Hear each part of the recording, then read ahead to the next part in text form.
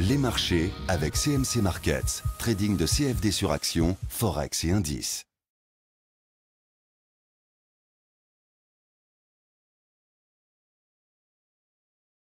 Bonjour, je vous présente aujourd'hui la mise à jour de l'analyse technique de Peugeot tradable à partir de la plateforme de CMC Markets.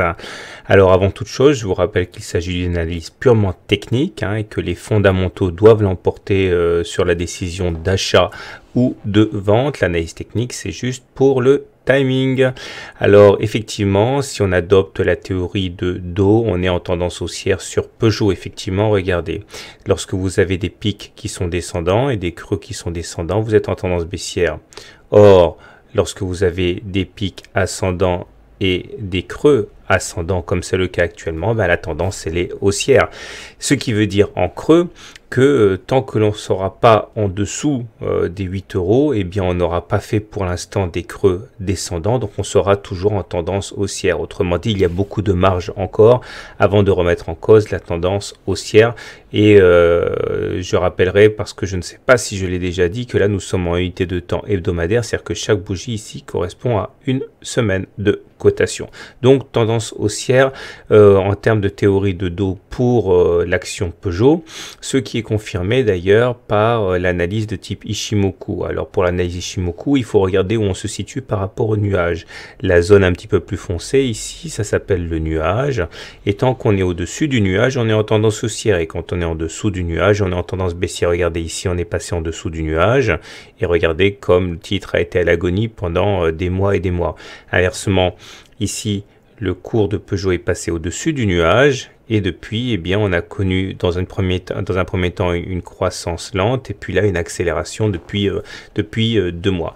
Vous voyez également comme le nuage ici, non seulement est un révélateur de tendance, mais qu'il sert également de base de support. À plusieurs reprises, on a essayé de réintégrer le nuage, et ça a été sans succès, puisque effectivement on a rebondi dessus à chaque fois. Cela permet également de remarquer que le prochain support crédible en cas d'attaque baissière, c'est la ligne Tenkan ici à 12,5 € qui, n'en doutons pas, offrira au moins momentanément un support. On enchaîne avec une analyse purement graphique de Peugeot, et on voit qu'on a évolué pendant de plusieurs mois à l'intérieur d'une figure d'élargissement descendante. L'analyse technique et les probabilités nous disent que ce genre de figure se casse généralement par le haut. Ça a été chose faite ici. Donc au-delà, il faut passer à autre chose pour les objectifs. Et je vous propose ce canal ascendant dans lequel on a évolué pendant plus d'un an. Une fois qu'il a été cassé, ici, eh bien, on a pu bénéficier d'une accélération haussière, et la théorie dit que lorsque l'on casse un canal, eh bien, il s'agit de prendre la hauteur de ce canal, de le reporter au-dessus du point de cassure, ce qui nous donnerait pour objectif à terme d'aller chercher 15,5 €. Attention, cet objectif est valable tant que l'on se maintient au-dessus du haut du canal ici, mais tant que c'est le cas, aucune raison de ne pas espérer un retour sur les 15,5 €. Attention, pas nécessairement en ligne droite, on peut envisager une consolidation entre temps, mais c'est bien l'objectif déterminé par le canal ici qui a été cassé. On va maintenant terminer avec l'analyse purement technique de Peugeot à l'aide des indicateurs, et on voit que là aussi tout se passe pour le mieux. Le MACD, eh bien, ce MACD est au-dessus de son signal. Ça veut dire que la tendance, elle est favorable, qu'elle est haussière. Regardez, depuis qu'on a croisé le signal à la hausse, le signal, c'est la courbe rouge, là.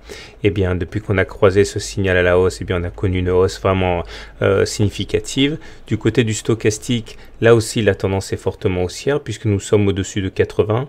La zone des 80, ça s'appelle la zone de surachat. Et quand on est dans la zone de surachat, eh bien, c'est une zone où il est très, très, très dangereux de spéculer à la baisse. On est rentré en zone de surachat ici, et depuis, regardez la hausse à laquelle on a pu assister. On termine avec le momentum qui lui est au-dessus de 0.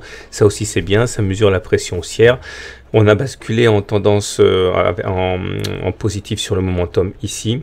Et depuis, regardez, on a eu quand même une belle performance de Peugeot. Donc si on fait le bilan, la tendance est haussière en termes de théorie de dos, elle est haussière en termes d'Ishimoku, la configuration graphique est favorable, de même que la configuration technique, et notre premier support crédible en cas d'attaque baissière est à 12,2 €. Voilà, c'est terminé pour l'analyse de Peugeot, donc tous les voyants sont au vert techniquement, mais n'oubliez pas que le plus important, ça reste quand même l'analyse fondamentale et les nouvelles. Voilà, je vous souhaite une bonne semaine, de bons trades, et à très bientôt pour une autre analyse technique.